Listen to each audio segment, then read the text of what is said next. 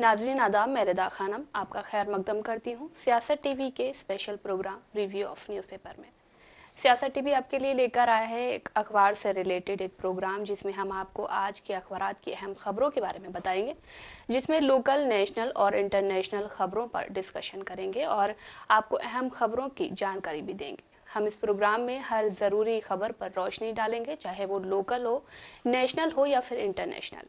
इस प्रोग्राम में हर खबर की तह तक जाएंगे, क्योंकि कुछ अखबार की सुर्खियां ही बनकर रह जाती हैं या सिर्फ टीवी पर 2 मिनट की न्यूज़ ही हो पाती है, लेकिन हम आपको उन खबरों के बारे में तफसील से बताएंगे। इसके साथ हमारे साथ ही मौजूद हैं आशर यासिर। आशर यासिर, आपका खैर मकदम है।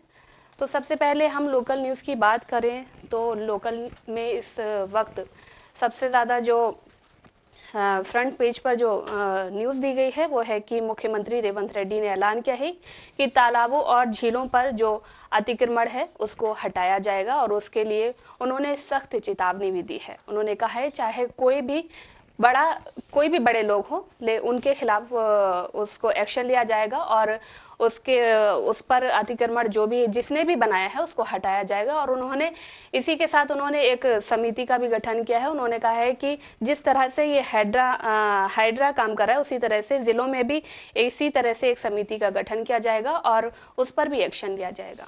बिल्कुल, इस वक्त यहाँ की राजनीति में हाइड्रा एक बहुत बड़ी क्या बोलते हैं, कहीं ना कहीं खबर बन के बाहर आता रहता है। और रेवंत रेड्डी ने भी कल जो बात कही है कि हम ज़िलों में भी इसकी एक कमेटी बनाएंगे और उस कमेटी में वो लोग शामिल होंगे जो काफ़ी साफ़ होंगे, जिनको रिश्वत वगैरह मतलब जो पैसे दे करके या झूठ बोल करके लोगों से करते हैं उन चीज़ों में नहीं होंगे। अगर वो इस तरह की हरकत करेंगे भी तो उनको बख्शा नहीं जाएगा। और साथ ही उन्होंने कहा है कि इस दौरान हम ज़िलों में जाएंगे, वो लोग ज़िलों में जाएंगे और ज़िलों में जितनी भी जो भी अतिक्रमण हुआ है जिससे उस पर बात करेंगे और तालाबों पे जो हुआ है उसको उन लोगों को बख्शा नहीं जाएगा, क्योंकि उन्होंने ऐसी कहीं ना कहीं उन्होंने क्यों किया ये काम। और इसमें अगर देखा जाए तो रिदा ये भी हो सकता है कि उसमें जिन लोगों ने घर बनाया है उस टाइम पे जो कोई भी ऑफिसर थे उन पे भी कार्रवाई होनी चाहिए, क्योंकि जब कोई भी घर बनाता है कहीं पे तो जाहिर है ज़मीन ख़रीदता है और उस ज़मीन को बेचने के लिए उसके बाद उसकी रजिस्ट्री वगैरह कराने के लिए जब वो जाते हैं तो एक ऑफिसर से मिलते हैं। तो कहीं ना कहीं इन सब चीज़ों में जो वहाँ के ऑफिसर्स होते हैं उनकी भी बहुत बड़ी भूमिका होती है। वो मतलब इस वक्त हो सकता है रिटायर हो गए हों, लेकिन उन पे भी एक कार्रवाई होनी चाहिए, क्योंकि इस तरह से जब हम घर बनाएंगे हमें जहाँ पे ज़मीन मिलेगी हम ख़रीदेंगे और इस पे घर बनाएंगे, उसके बाद जब 10 साल 20 साल के बाद कोई कहेगा कि अतिक्रमण है तो हमारे पास कुछ नहीं रह जाएगा। जी जी बिल्कुल। इसी तरह एक दूसरी खबर सामने आई है कि जो यहाँ के बीआरएस के केसीआर के जो बेटे हैं केटीआर, उन्होंने रेवंत रेड्डी पर बाढ़ को लेकर एक निशाना साधा है। उन्होंने कहा है जिस तरह से आजकल हालात चल रहे हैं, बाढ़ के हालात चल रहे हैं आंध्र प्रदेश में और तेलंगाना में, कल 3 दिनों में 33 लोगों की मौत हो चुकी है। और वहाँ पर जो आंध्र प्रदेश के मुख्यमंत्री हैं चंद्रबाबू नायडू, उन्होंने तत्काल राहत भी दी है लोगों को। और इसी तरह से केटीआर ने रेवंत रेड्डी पर निशाना साधते हुए कहा है कि जिस तरह से आंध्र प्रदेश के मुख्यमंत्री हेलीकॉप्टर से और नौकाओं से राहत देने का काम कर रहे हैं, आप भी इसी तरह से राहत देने का काम कीजिए। और उसी पर पलटवार करते हुए रेवंत रेड्डी ने केटीआर पर निशाना साधा है। उन्होंने कहा है कि जिस वक्त आप 10 साल सरकार में रहे हैं उस वक्त भी बाढ़ की स्थिति पैदा होती थी। आप उस टाइम फार्म हाउस में ही पड़े रहते थे और आपके पिता फार्म हाउस में पड़े रहते थे और आप विदेशों में जाकर बहुत खुश होकर एक ट्वीट कर देते थे बस। और आप यहाँ पर हमें मत बताइए कि हमें क्या करना है, हम बहुत ही ज़मीनी स्तर पर काम कर रहे हैं और जिस तरह से आप हम पर इल्ज़ाम लगा रहे हैं वो एकदम बेबुनियाद है। इस पर उन्होंने केटीआर पर निशाना साधते हुए ये सारी बातें कही हैं। बिल्कुल, जिस तरह से इस वक्त तेलंगाना में बाढ़ की स्थिति बनी हुई है, अगर देखा जाए तो आज के अखबार में एक और भी खबर काफ़ी उसमें छापी गई है फ्रंट पेज पे ही कि मुख्यमंत्री रेवंत रेड्डी ने वैश्विक संस्थानों व कॉरपोरेट संस्थानों से राज्य में भारी बारिश और बाढ़ प्रभावित क्षेत्रों में पीड़ितों के लिए राहत व पुनर्वास के लिए सहयोग देने हेतु आगे आने का अनुबंध किया है। वहीं सीएम की अपील पर सरकारी कर्मचारियों ने एक दिन की सैलरी होती है टोटल मिला के 135 करोड़ रुपए देने का निर्णय किया है। तो कहीं ना कहीं देखा जाए तो यहाँ की जो गवर्नमेंट है वो काफ़ी ज़्यादा काम करी और रेवंत रेड्डी पे मतलब ये जो भी बोला जा रहा है अपोजिशन की तरफ से, उसमें रेवंत रेड्डी ने कल कहीं ना कहीं ये भी बोला है कि आप इस तरह की कीचड़ उछालने वाली राजनीति ऐसे समय में तो कम से कम ना करें। आप अमेरिका में बैठ करके ट्वीट कर रहे हैं, यहाँ पे हम जिस तरह से भी कर रहे हैं, हमें पता है हमारे सारे जितने भी नेता हैं, जितने भी कार्यकर्ता हैं, वो लोगों से मिल रहे हैं, बाढ़ प्रभावित इलाकों में जा रहे हैं, वहाँ पे राहत और बचाव कार्य, बिल्कुल राहत बचाव कार्य वहाँ पे जो भी इस तरह की वो सामने आ रही है, न्यूज़ आ रही कहीं से भी कि वहाँ पे इस तरह की कमी है, तो हर जगह लोग भेजे जा रहे हैं और जितने भी वॉलंटियर्स हैं वो अच्छे से काम कर रहे हैं। तो इस तरह की राजनीति उन्होंने कहा नहीं होनी चाहिए, क्योंकि ये सिचुएशन कभी भी कहीं भी और किसी पर भी आ सकती है। जी जी। जब हम अभी हम यहाँ पे सत्ता में, आगे अगर आप आएंगे फिर इस तरह की अगर कुछ हुआ तो फिर हम अगर इस तरह की राजनीति करेंगे तो ये कहीं ना कहीं हमारे लिए भी एक बुरी चीज़ होगी कि हम इस पैमाने पे जा कर के आपसे इस तरह की राजनीति कर रहे हैं, कीचड़ उछाल रहे हैं। वो भी जब राज्य में जनता परेशान है, बारिश से परेशान है, बाढ़ आ गई, उनका सारा खेत जो भी होता है सब बर्बाद हो गया, किसानों का काफ़ी नुकसान हुआ है, लोगों के घरों में पानी भरा हुआ है, और जो रोड हैं या फिर जो क्या बोलते हैं रेलवे लाइंस हैं उनमें भी काफ़ी नुकसान हुआ है। तो ये सारी चीज़ों को ले करके रेवंत रेड्डी ने बहुत ही क्या बोलते हैं बड़ी बात की, और उन्होंने 2000 करोड़ रुपए की सरकार से मांग भी की। केंद्र सरकार से कहा है कि जितनी जल्दी से जल्दी हो सके वो इन पैसों को यहाँ पे करें ताकि हम यहाँ के लोगों को वो सहायता दे सकें। जी जी, जैसा कि आपने कहा कि सरकार से उन्होंने 2000 करोड़ की सहायता राशि की मांग भी की है, और उन्होंने देखा जाए तो बाढ़ प्रभावित जो क्षेत्र हैं उनका दौरा भी किया है। उन्होंने घर घर जाकर ज़मीनी स्तर पर लोगों से बातचीत भी की है, और उनको जो भी उनके लिए अहम था उसकी वो सारी सुविधाएं भी दी हैं। और वहीं तीसरी खबर जो इस वक्त है वो बंगाल विधानसभा में जो कल एक बिल पास हुआ है, दुष्कर्म विरोधी बिल पेश किया गया है, उसे सर्वसम्मति से पास कर दिया गया है। ममता बनर्जी सरकार ने इसको पास कर दिया। उन्होंने जो बिल पेश किया था उन्होंने पास किया है, और उन्होंने जो पीड़िता है और जिसके साथ दुष्कर्म हुआ था या होगा आने वाले टाइम जो हुआ है, और अगर आने वाले टाइम में इस तरह की कोई भी घटनाएं होती हैं तो उस पर जो है सज़ा का प्रावधान दिया गया है कि उसको फांसी की सज़ा दी जाएगी, और अगर किसी के साथ रेप और दुष्कर्म की घटनाएं सामने आती हैं तो उसको आजीवन कारावास का प्रावधान का उन्होंने एक बिल पेश किया है इसके लिए। बिल्कुल, जिस तरह से ट्रेनी डॉक्टर के साथ वेस्ट बंगाल के आर्जिकल मेडिकल कॉलेज में इस तरह की घटना सामने, उसके बाद कहीं ना कहीं देश भर में प्रोटेस्ट हुए और हर जगह से एक ही आवाज़ उठ रही थी कि इस तरह की वारदात को किस तरह से ख़त्म किया जा सकता है। हालांकि डॉक्टर सभी भी उससे ले करके प्रोटेस्ट कर रहे हैं। इसी पे जो है कल वहाँ की जो मुख्यमंत्री ममता बनर्जी उन्होंने इस बिल को पेश किया, और वहाँ पे जो अपोजिशन पार्टी बीजेपी, उसके जो अपोजिशन लीडर हैं शुभेंदु अधिकारी, उन्होंने भी इस बिल का समर्थन किया है और कहा है कि हमें जल्द से जल्द रिजल्ट देखना है। और ममता बनर्जी यही नहीं रखी, उन्होंने देश भर में इस तरह की जो वारदातें सामने आ रही हैं इसको लेकर के, इसको मतलब ना रोक पाने की वजह से देश के प्रधानमंत्री नरेंद्र मोदी, देश के गृह मंत्री अमित शाह, और जिन राज्यों में ये वारदातें ज़्यादा हो रही हैं उन राज्यों के मुख्यमंत्रियों से भी इस्तीफे की गुहार लगाई है। उन्होंने कहा है कि आप क्यों इस तरह का कानून नहीं बना पा रहे हैं अपने राज्य में, क्योंकि देखा जाए तो देश में इस वक्त ये वारदातें बहुत बढ़ रही हैं, और ये वारदातें कहीं ना कहीं हर इंसान के दिल में एक डर पैदा कर रही हैं कि आप बाहर मत जाइए, लेट नाइट आप बाहर मत जाइए, अगर कोई ज़रूरी काम भी है तो भी आप लेट नाइट बाहर मत जाइए।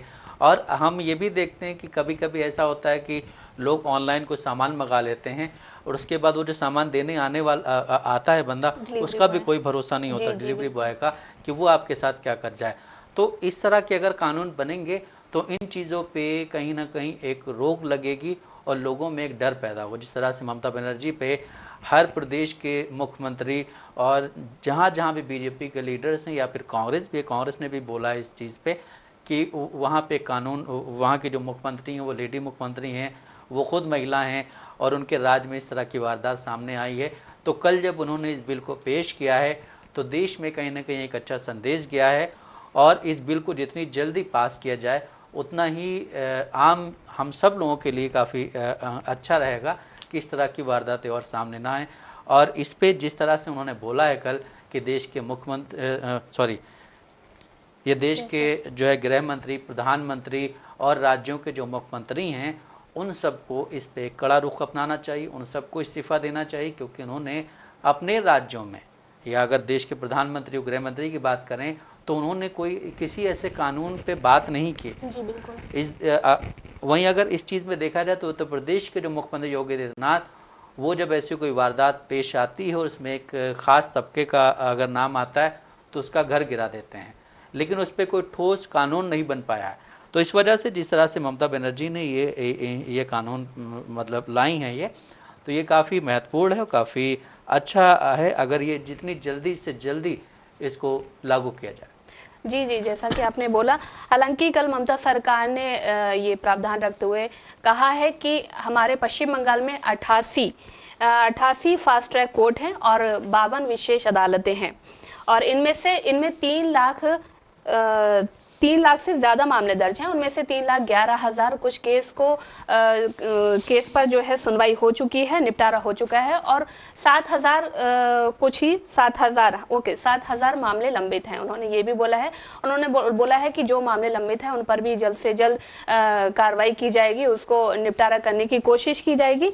और उन्होंने बोला है कि एक तरफ विपक्ष कहता है कि जिस तरह से ये ट्रेनिंग डॉक्टर के साथ जो हत्या और रेप का मामला सामने आया, उन्होंने कहा है कि हमने जो प्रावधान दिया है, जो कानून बनाया है, उसको हमने बना दिया है, लेकिन आपके जो राज्यों में जो घटनाएं होती हैं, उन्होंने एक राज्य का नाम लेते हुए कहा, उन्होंने उत्तर प्रदेश का नाम लेते हुए कहा, उन्होंने कहा कि उन्नाव और हाथरस में जो घटनाएं हुई थी, आपने उस पर क्यों नहीं बोला, आपने उस पर एक शब्द भी नहीं बोला, आपने मुख्यमंत्री से इस्तीफा नहीं मांगा। हालांकि हमारे राज्य में जो घटना हुई है, आप उस पर विरोध प्रदर्शन करने लगे, उग्र प्रदर्शन करने लगे, और इसको लेकर हमने पीड़िता का साथ भी दिया है।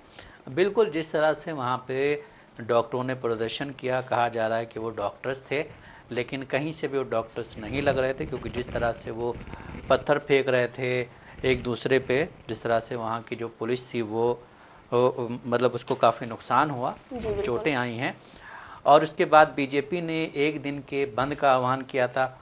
उस बंद में भी कहीं ना कहीं जो वो बंद में जो भीड़ थी वो काफ़ी उग्र भीड़ थी।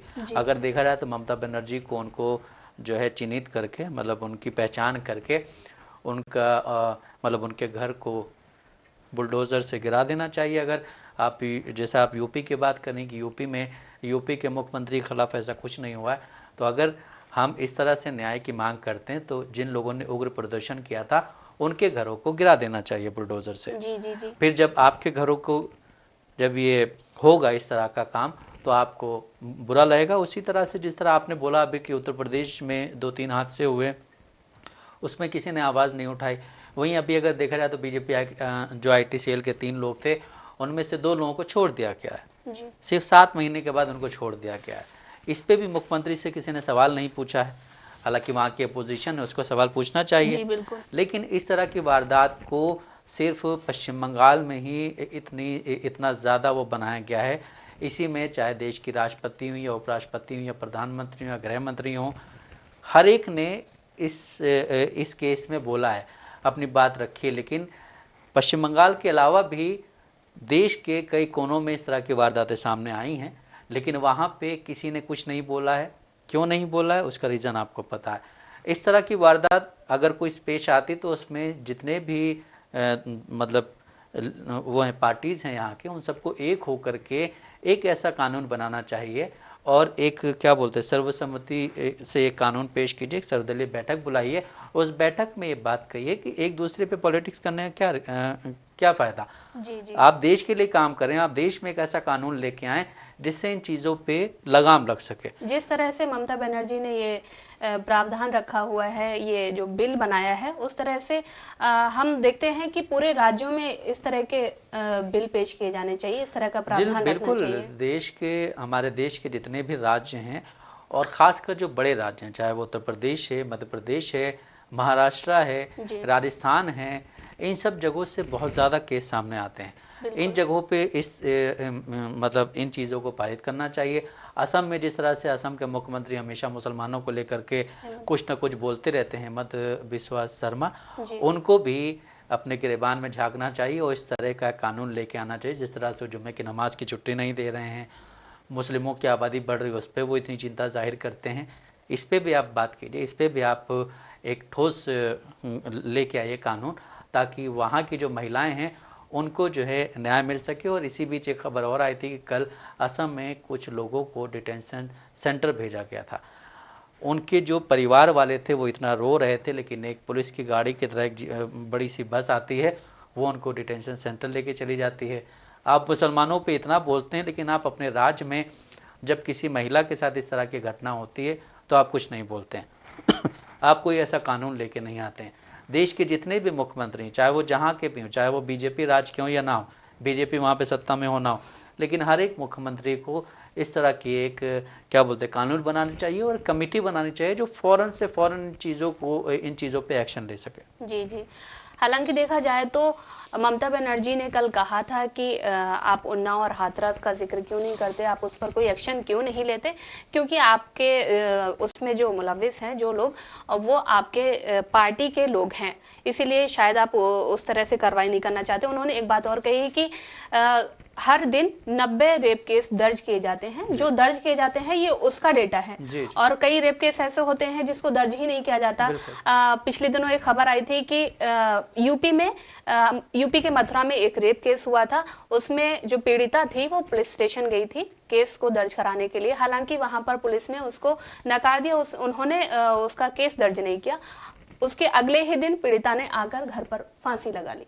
बिल्कुल इस तरह की वारदात ये हम देखें तो महाराष्ट्र वाले बदलापुर वाले केस में भी सामने आई थी कि उसकी माँ जो खुद प्रेग्नेंट थी वो वहाँ गई पुलिस स्टेशन, तो उसके भी जो कोई सुनवाई नहीं की थी और वो 10 घंटे वहाँ बैठी रही है। हालांकि वो खुद प्रेग्नेंट थी उस वक्त, उसके क्या परेशानी होगी वही जान सकती है। इस तरह की वारदात जब सामने आती हैं तो यहाँ की पुलिस पे भी एक एक्शन होना चाहिए कि आप जल्द से जल्द क्यों नहीं कार्रवाई करते हैं उन चीज़ों पे। आप कम से कम FIR लिखिए, आप उस चीज़ पे एक्शन लीजिए। लेकिन वही होता है कि जब हमारे राजा ऐसे होते हैं तो जाहिर है इन चीज़ों पे असर नहीं पड़ता। जी जी। तो वहीं दूसरे न्यूज़ की बात करें तो केजरीवाल की हिरासत और भी बढ़ा दी गई है। उनकी सुनवाई 3 तारीख को होने वाली थी, हालांकि उसको बढ़ाकर 11 सितंबर की तारीख को रख दिया गया है। और जो आने वाले दिनों में जो विधानसभा चुनाव होने वाले हैं, चाहे वो हरियाणा में हो, जम्मू कश्मीर में हो, उनकी ज़रूरत तो पड़ेगी ही पड़ेगी। और वहीं पर दूसरी तरफ ऐलान किया गया है कि ऐलान नहीं किया गया, कांग्रेस ने आम आदमी पार्टी को ऑफर दिया है कि आप हमारे साथ मिलकर चुनाव लड़ें, जम्मू कश्मीर हो या वहाँ हरियाणा हो। नहीं, जम्मू कश्मीर में तो कांग्रेस ने सारी सीटों का ऐलान, सारी सीटों पे कैंडिडेट का ऐलान कर दिया है। 90 सीटों में से NC की 51 सीटें और कांग्रेस की 32 सीटें कांग्रेस ने ऐलान किया है जम्मू कश्मीर में। और वहीं पर उन्होंने हरियाणा में ऑफर दिया है। हालांकि जो पार्टी के नेता हैं संजय सिंह, उन्होंने कहा है कि ऑफर स्वागत करने योग्य है, हालांकि हम इस पर अभी विचार कर रहे हैं, लेकिन हम इस पर कोई कुछ बोल नहीं सकते जब तक हमारे नेता केजरीवाल वापस नहीं आ जाते और वो हमें किसी तरह का एक हिंट ना दे दें। बिल्कुल, राहुल गांधी ने KC वेणुगोपाल के साथ एक क्या बोलते हैं मीटिंग की। उस मीटिंग में एक 4 सदस्यीय क्या बोलते हैं समिति वो किया है, गठन किया। उसमें समाजवादी पार्टी और आम आदमी पार्टी के साथ गठबंधन पे बात करेंगे वो लोग। और इन सब चीज़ों के बाद फिर एक वो क्या बोलते हैं गठबंधन का एक वो तैयार किया जाएगा कि समाजवादी पार्टी और आम आदमी पार्टी हरियाणा में किस तरह से चुनाव लड़ेंगी, किन किन सीटों पर चुनाव लड़ेंगी। उसके बाद ये जो यहाँ पे जो भी बात होगी वो जो दिल्ली के मुख्यमंत्री अरविंद केजरीवाल इस वक्त जेल में हैं, उनके पास जाएगी, अंतिम फैसला वही लेंगे। आम आदमी पार्टी के संस्थापक हैं वो, और वो अंतिम फैसला वही लेंगे। और वहीं एक चीज़ और सामने आ रही है कि वहाँ पे आम आदमी पार्टी ने पंजाब और दिल्ली से सटी हुई 10 सीटों पे अपने क्या बोलते कैंडिडेट खड़े करने की बात कही है, लेकिन कांग्रेस कहीं ना कहीं 7 सीटों पर ही राजी हो रही है। तो ये एक मामला फंस सकता है वहाँ पे। हालांकि कल आपने अभी बोला, संजय सिंह ने एक बात और भी बोली थी कि हम गठबंधन करने को तैयार हैं, लेकिन इसका फैसला अरविंद केजरीवाल लेंगे। इसके साथ ही उन्होंने कहा था कि हम चाहते हैं कि BJP को हराना, जी तो ये बहुत अहम है कि जितने भी अपोजिशन पार्टीज़ हैं ये बीजेपी को हराना तो चाहती हैं, लेकिन ख़ुद भी अगर हर जगह इलेक्शन लड़ेंगी और अलायंस में नहीं लड़ेंगे तो कहीं ना कहीं बीजेपी को फ़ायदा ही होगा वहाँ से। और अगर यहाँ आम आदमी पार्टी और क्या बोलते हैं कांग्रेस एक साथ हो जाती है तो शायद वहाँ की जो बीजेपी है उसको काफ़ी नुकसान होगा वहाँ पे, क्योंकि अभी जिस तरह से प्रोटेस्ट चल रहे हैं, जी चाहे बिल्कुल। वो किसान का प्रोटेस्ट हो या फिर पहलवानों का प्रोटेस्ट हो, उससे वहाँ की गवर्नमेंट को वहाँ के लोग कहीं ना कहीं नकारते हुए नज़र आ रहे हैं। और इस तरह से बोला जा रहा है कि इस बार तो हरियाणा में शायद बीजेपी 20 सीटें भी ना ला पाए। जी जी। तो वहीं पर एक और खबर सामने आई थी कि जो शिवसेना यूबीटी हैं उनके जो प्रमुख है उद्धव ठाकरे, वो भी जम्मू कश्मीर से चुनाव लड़ सकते हैं। जी उन्होंने भी ताल ठोकी है वहां पर और उन्होंने ऐलान किया है 20 सीटों का। जी हाँ, एक ये खबर हालांकि कल ही शिवसेना के जो स्पोक पर्सन उन्होंने बोला है कि हम जम्मू कश्मीर में 20 सीटों पर इलेक्शन लड़ेंगे। वहीं अगर देखा जाए कि कुछ दिन पहले ही शिवसेना यूबीटी ने बोला था कि जम्मू कश्मीर में जो कांग्रेस और नेशनल कॉन्फ्रेंस का गठबंधन है उसको हम इंडिया गठबंधन नहीं कह सकते हैं। जी तो अगर इतनी बात कही और फिर वो 20 सीटों पे इलेक्शन लड़ने को तैयार हुए हैं तो ये कहीं ना कहीं कांग्रेस के लिए भी, इंडिया गठबंधन के लिए भी एक वो कहा जाता है ना कि फूट पड़ सकते हैं इसमें। जी जी जी और अब वहाँ पे कांग्रेस ने और एनसी ने अपने कैंडिडेट्स की, जिस तरह आपने अभी बताया कि कितनी सीटों पे कौन लड़ रहा है, 90 सीटों का अपना गुणा गणित कर लिया है वहाँ पे। तो अब ये देखा जा रहा है कि शिवसेना यूबीटी जो है ये किसके साथ जाएगी, जी क्योंकि पीडीपी ने जो है हाँ, ये पीडीपी ने कल ही बोल दिया है कि हम बीजेपी के साथ नहीं जाएंगे। अब बीजेपी के साथ अगर पीडीपी नहीं जा रही, क्योंकि कल महबूबा मुफ्ती ने काफ़ी सख्त लहजे में बोला है कि हमने जो भी ये लिया था फैसला बीजेपी के साथ जाने का पहले, 370 हटने से पहले, तो उन्होंने कहा है कि हमने ये सोच के लिया था कि जो हमारे पूर्व जो प्रधानमंत्री थे अटल बिहारी वाजपेयी, उनकी जो उन्होंने जो एक रास्ता बनाया था उस रास्ते को, उस बात को आगे ले जाने के लिए हमने बीजेपी के साथ गठबंधन किया था, लेकिन बीजेपी ने सब कुछ तहस नहस करके रख दिया, तो इसलिए हम बीजेपी के साथ नहीं जा रहे हैं। अब यहाँ पे ये भी कयास लगाए जा रहे हैं कि बीजेपी के साथ अगर ये नहीं जा रही मुफ्ती, तो शायद यूबीटी जो है महबूबा के साथ गठबंधन कर ले। हालांकि इस चीज़ की अभी कोई खबर सामने नहीं आई है, इस बात पे कोई भी मतलब न्यूज़ अभी तक कुछ भी मतलब बोला नहीं गया दोनों तरफ से। लेकिन इस बीच एक खबर और आई थी कि आरएलडी जो है, जयंत चौधरी की पार्टी आरएलडी, वो भी कश्मीर में इलेक्शन लड़ेगी, और कश्मीर में वो जो है बीजेपी के साथ इलेक्शन नहीं लड़ेगी, वहाँ पे वो अलग इलेक्शन लड़ेगी। हालांकि एनडीए में वो मंत्री हैं और मतलब अगर वो मंत्री हैं उसके बाद वो वहाँ पे अलग मतलब क्या बोलते हैं अलग चुनाव लड़ेंगे, तो कहीं ना कहीं बीजेपी के लिए ये भी हो सकता है कि बीजेपी ऐसी चीज़ें करके वहाँ पे ज़्यादा वोट हासिल करना चाहे, या अगर ऐसी चीज़ें हैं तो बीजेपी की जो एनडीए सरकार है उसमें एक दबाव की राजनीति शुरू हो गई। जिस तरह से अभी कल जब आरएसएस की तरफ से आया कि जातिगत जनगणना होनी चाहिए, तो कांग्रेस ने एक बात बोली कि अब प्रधानमंत्री जब क्या बोलते हैं आरएसएस ने बोल दिया है, तो कांग्रेस की एक और जो मतलब वो था, ये जातिगत जनगणना कराने का जो वादा था उसको हाईजैक कर रही है। इसमें कांग्रेस ने यह भी बोला था कि आप संघ के इशारों पे काम करेंगे, अब तो आपको करना पड़ेगा, इस पर आपकी प्रतिक्रिया आनी चाहिए। इसी बीच जेडीयू कई बार बोल चुकी कि आप जातिगत जनगणना कराएं, तो कहीं ना कहीं देखा जाए तो एनडीए गवर्नमेंट घिर गई है, वो इस तरह से काम नहीं कर सकती है अब जिस तरह पहले खुले तौर पर वो काम करते थे, जो भी बोल दिया। तो अगर आरएलडी वहाँ पे लड़ रही है चुनाव के लिए, तो ये भी बीजेपी के लिए कहीं ना कहीं सोचने वाली बात है। जी जी, जैसा कि आपने संघ की बात करी, ऐसा कहा जा रहा है कि संघ की कहीं ना कहीं मजबूरी हो सकती है इस तरह की बात कहने के पीछे कि जातिगत जनगणना करानी चाहिए। हालांकि भाजपा ने इस पर खुलकर बात नहीं की है। भाजपा ने कभी इस पर खुल के बात नहीं की। भाजपा ने हमेशा ये कहा है जातिगत जनगणना की कोई ज़रूरत नहीं है। वहीं कल ओपी राजभर जो दिल्ली में यूपी में मंत्री हैं उन्होंने बोला है कि हाँ एनडीए जातिगत जनगणना कराएगी, और संघ ने बोला है तो ज़रूर कराएगी। हालांकि वो एनडीए में ही हैं, यूपी में मंत्री हैं योगी सरकार में, लेकिन उन्होंने खुले तौर पे बोल दिया है कि हाँ एनडीए जातिगत जनगणना कराएगी, क्योंकि आरएसएस ने बोल दिया। और इसके लिए ना कराने के लिए उन्होंने कांग्रेस को दोष दिया है। जी, जैसा कि आपने बोला कि आरएलडी के जो प्रमुख हैं जयंत चौधरी, वो जम्मू कश्मीर से अपने चुनाव लड़ सकते हैं, तो इसी तरह से देखा जाए कि जैसा कि आपने बोला कि भाजपा को इसमें कहीं ना कहीं नुकसान हो सकता है।